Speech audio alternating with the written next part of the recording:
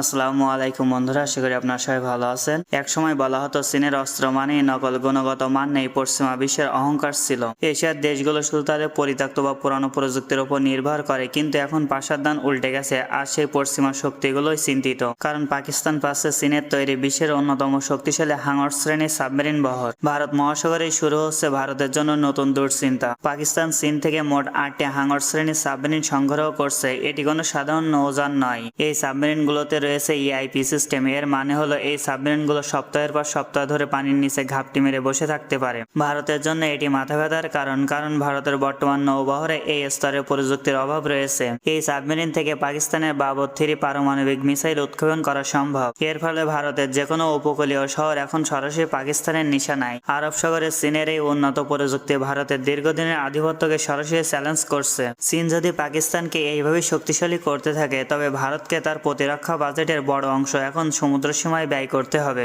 একসময় পশ্চিমাদের মুখে হাসি ছিল, চীন তো রাশিয়ার নকশা চুরি করে অস্ত্র বানায়, কিন্তু আর সে হাসি মিলিয়ে গেছে। চীন এখন শুধু আর কপি করে না, তারা এখন উদ্ভাবন করছে। তাদের J-20 স্টিল ফাইটার এবং হাঙর সাবমেরিনগুলো এখন মার্কিন প্রযুক্তির সাথে টক্কর দিচ্ছে। চীন তাদের বিপুল সম্পদ গবেষণায় বিনিয়োগ করছে। ফলাফল সস্তা অথচ অত্যন্ত শক্তিশালী সামরিক সরঞ্জাম। যেখানে পশ্চিমা অস্ত্র কিনতে গেলে শত শত শর্ত পূরণ করতে হয়, সেখানে চীন দিচ্ছে প্রযুক্তি হস্তান্তরের গ্যারান্টি।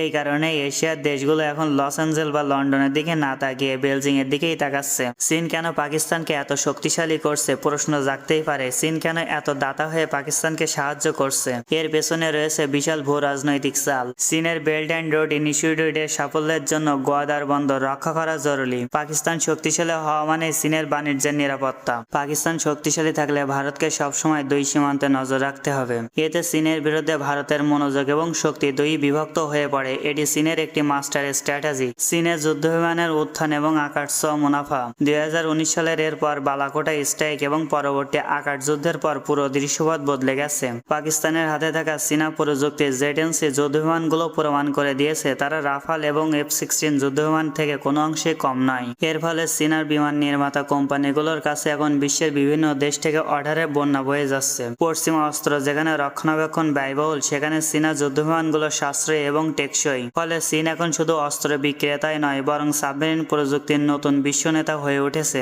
চীন তার আধুনিক প্রযুক্তি দিয়ে পশ্চিমাদের কয়েক দশকের এক সেটে আধিপত্য ভেঙে দিয়েছে। পাকিস্তান এই নতুন সাবমেরিন বহর দিয়ে শুধু নিজেদের শক্তিশালী করছেই না, বরং এশিয়ায় শক্তির ভারসাম্য বজায় রাখছে। পশ্চিমাদের অহংকার আজ ধুলোয় মিশিয়েছে, কারণ ড্রাগন এখন আর কারো ছায়ার নিচে নয়, বরং নিজেই আলো ছড়াচ্ছে। ভারত ও পাকিস্তানের এই সামরিক রেষারেষিতে ভবিষ্যতে কোন দিকে মোড় নেবে তা সময়ই বলে দেবে। আপনি কি মনে করেন চীনের এই সাবমেরিন ভারতের জন্য আসলেও বড় বিপদ? এই বিষয়গুলো নিয়ে আপনাদের কি মতামত জানিয়ে দেবেন আপনাদের গুরুত্বপূর্ণ মতামত। আজকের মতন বিদায়, দেখা হবে নতুন কোনো ভিডিওতে আবার। আল্লাহ হাফেজ।